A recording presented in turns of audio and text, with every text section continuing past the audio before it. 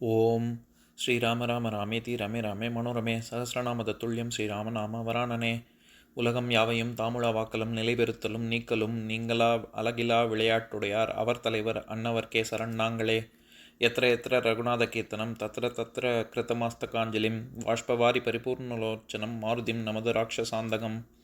அஞ்சிலே ஒன்று பெற்றான் அஞ்சிலே ஒன்றை தாவி அஞ்சிலே ஒன்று ஆறாக ஆரியர்க்காக ஏகி அஞ்சிலே ஒன்று பெற்ற அணங்கை கண்டு அயலாரூரில் அஞ்சிலே ஒன்றை வைத்தான் அவன் எம்மை அழித்துக் காப்பான். இன்னைக்கு நம்ம கம்பராமாயணத்துல பாலகாண்டத்துல குலமுறை கிளைத்து படலத்துல 6வது பாடல் பார்க்க போறோம். மறைமண்ணும் மணிமுடியும் ஆரமும் வாளொடு மின்ன பொறைமண்ணு வானவரும் தானவரும் பொறும் ஒரு நாள் விரல் மன்னர் தொழுகழலாய் இவர் குலத்தோன் வில் பிடித்த அறம் என்ன ஒருதனியே திரிந்து அமராவதி காத்தோன். இதுதான் பாட்டு. இப்ப நம்ம பதம் பிரிச்சு பொருள் பார்க்கலாம்.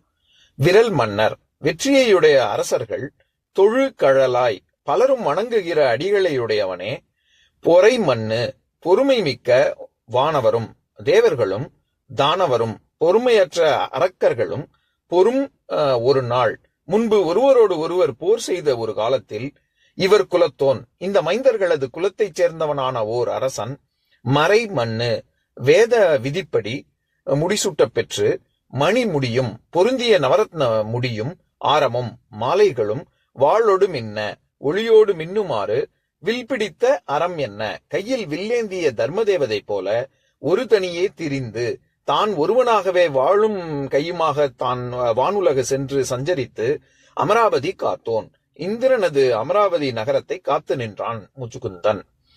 இப்ப நம்ம இந்த பாட்டுல இருக்கக்கூடிய நயங்களை பார்க்கலாம். அதாவது வரிசையா விஸ்வாமித்திரர் ஜனக மன்னனுக்கு ராமர் குலத்து முன்னோர்களை பத்தி வரிசையா சொல்லிக்கிட்டே வர்றாருல.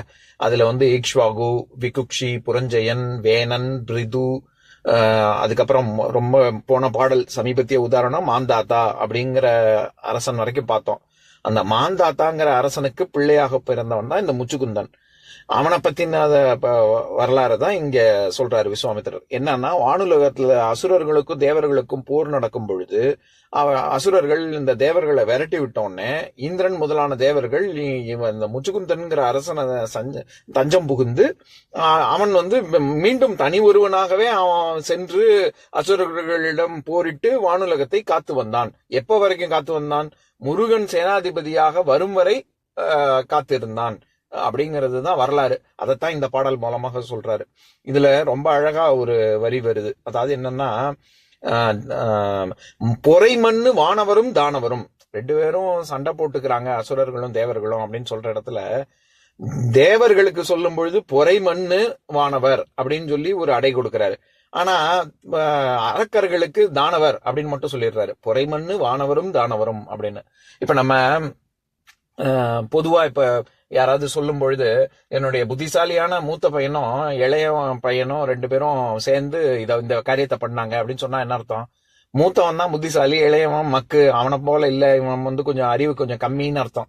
ஏன்னா அடை ஒரு இடத்துல கொடுத்துட்டு இன்னொரு இடத்துல விட்டாலே என்ன அர்த்தம்? அதுக்கு நிகர் இது இல்லைன்னு அர்த்தம் ஆயிடுது இல்ல. அந்த மாதிரி அதனாலதான் நம்ம அர்த்தம் பண்ணும்பொழுது பொறை மண்ணு வானவரும் தானவரும்னு வர்ற வரைக்கும் நம்ம எப்படி அர்த்தம் பண்றோம்?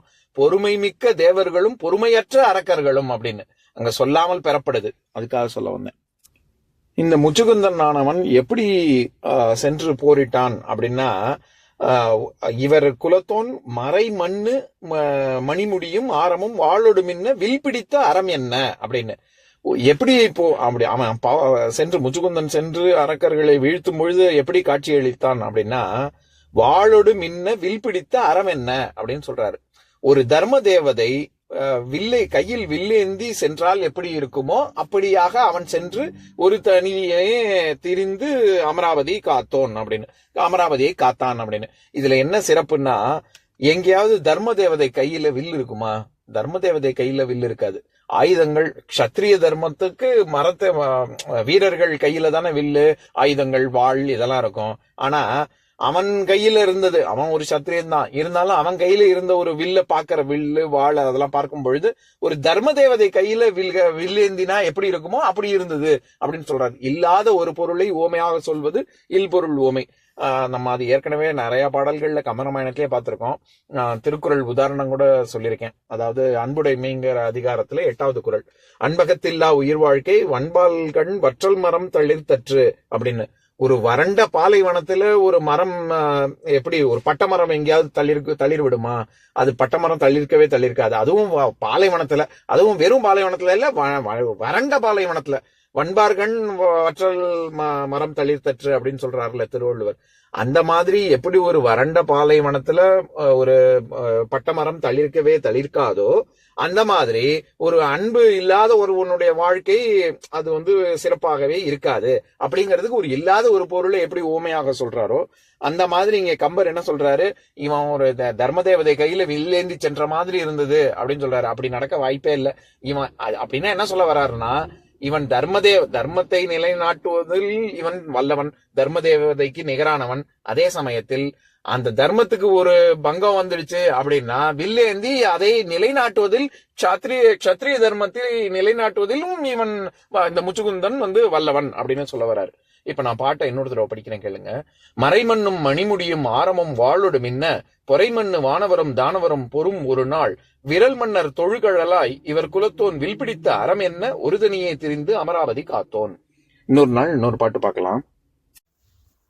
ஓம் சாந்தாகாரம் புஜகசயனம் பத்மநாபம் சுரேஷம் விஸ்வாதாரம் ககனசத்ரசம் மேகவர்ணம் சுபாங்கம் லக்ஷ்மீகாந்தம் கமலநயனம் யோகி ஹிருத்யானகம்யம் வந்தே விஷ்ணும் பவபயஹரம் சர்வலோகைகநாதம்.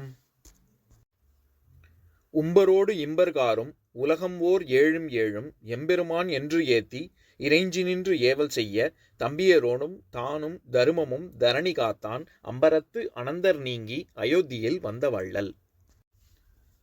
ஓம் பூர்ணமத பூர்ணமிதம் பூர்ணாத் பூர்ணமுதஸ்யதே பூர்ணஸ்ய பூர்ணமாதாய பூர்ணமேவாவசிஷ்யதே. ஓம் சாந்தி சாந்தி சாந்திஹி. ஓம் சர்வேஷாம் ஸ்வஸ்திர்பவது சர்வேஷாம் சாந்திர்பவது சர்வேஷாம் பூர்ணம் பவது சர்வேஷாம் மங்களம் பவது. ஓம் சாந்தி சாந்தி சாந்திஹி. ஓம் சர்வே பவந்து சுகினஹ சர்வே சந்து நிராமயாஹ சர்வே பத்ராணி பஷ்யந்து மா கஷ்சித் துக்கபாக் பவேத். ஓம் சாந்தி சாந்தி சாந்திஹி.